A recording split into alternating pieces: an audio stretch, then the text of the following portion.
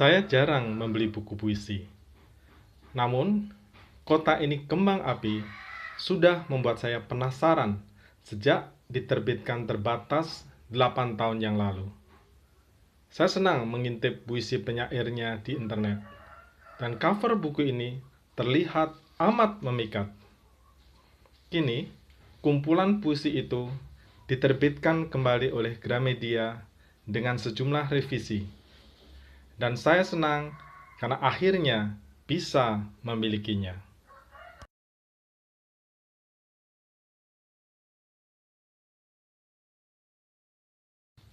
Dalam Kota Ini Kembang Api, Gratia Gusti Canaya Rompas atau biasanya disapa Anya, mengajak pembaca menelusuri kota yang amat dekat di hatinya. Ia tidak bercerita dengan berteriak-teriak. Kata-katanya bersahaja, jernih, dan bening. Kadang-kadang ia hanya bergumam. Ada kalanya terdengar murung, dan sesekali ia tertawa lirih.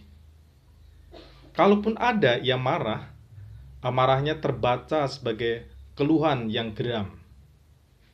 Ia menceritakan suasana trotoar dengan kerlap-kerlip lampunya, menikung ke lorong kota yang seperti labirin, lalu singgah di bilik kamar, menatapi senja, hujan, dan lampu yang mabuk.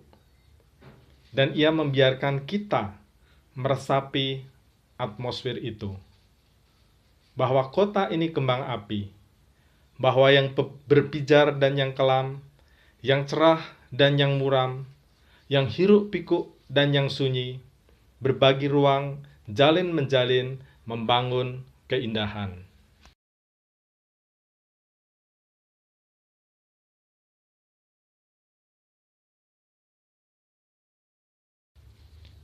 Selain melalui diksi yang cermat, atmosfer itu ditampilkan melalui tipografi dan dilengkapi dengan ilustrasi lukisan cat air yang sangat apik karya Adiputra Singgih. Hampir keseluruhan puisi dalam buku ini disajikan dalam font huruf kecil, termasuk judulnya. Huruf kapital hanya muncul sesekali di sana-sini sebagai penegasan. Beberapa frasa, termasuk yang dijadikan judul kumpulan ini, dilekatkan kata-katanya seperti jika orang membuat hashtag. Menarik, karena saat puisi ini ditulis, hashtag belum populer.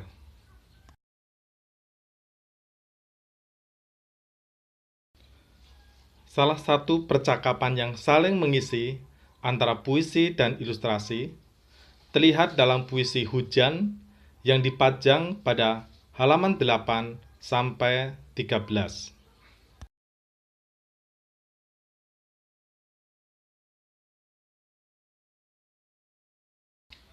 Lalu, salah satu tipografi unik yang hendak mencuatkan makna antara lain terlihat dalam puisi Senja pada halaman 49. Puisi ini terdiri atas 3 bait yang masing-masing hanya berupa 1 baris. Baris bait pertama ditulis di sudut kanan atas, diikuti ruang kosong. Baris bait kedua ditulis di tengah halaman, diikuti ruang kosong lagi, dan diakhiri dengan baris bait ketiga di sudut kiri bawah. Penyair seperti mendesah pendek, lalu berlangsung jeda panjang. Mungkin itu waktu untuk menyesap kopi, mengutuki kemacetan lalu lintas, berbalas komentar di Facebook, atau menunggu kekasih yang tak kunjung muncul. Mendesah lagi, lalu jeda panjang lagi, sebelum akhirnya tersadar, selesai sudah hari ini. Senja yang terasa hampa dan ngilu, tapi toh tak perlu dihindari.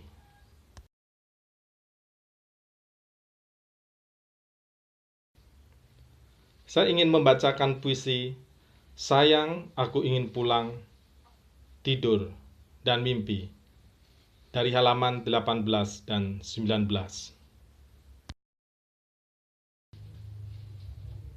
Sayang, aku ingin pulang, tidur, dan mimpi. 1. Sayang, aku ingin pulang. Lupakan hari dan bertemu sepi. Ia pasti sudah duduk, menunggu di balik jendela. Sayang, aku ingin tidur. Lenyapkan penat dan sambut gelap.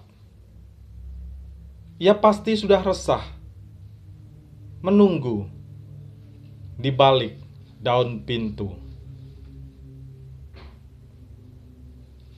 Sayang, aku ingin mimpi.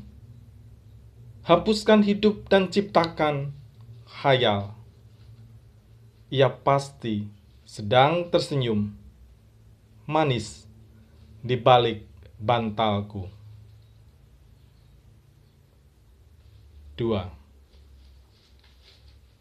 Sayang, aku ingin pulang, tidur, dan mimpi.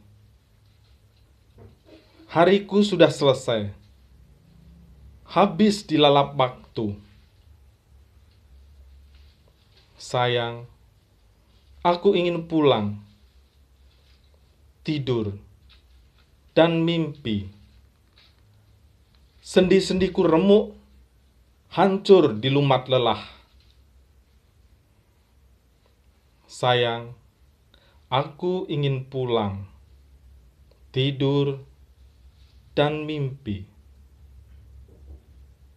Hatiku renta, mati dicekik hidup.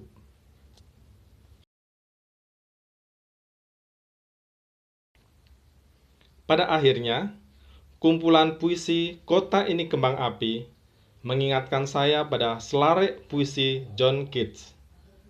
A thing of beauty is a joy forever.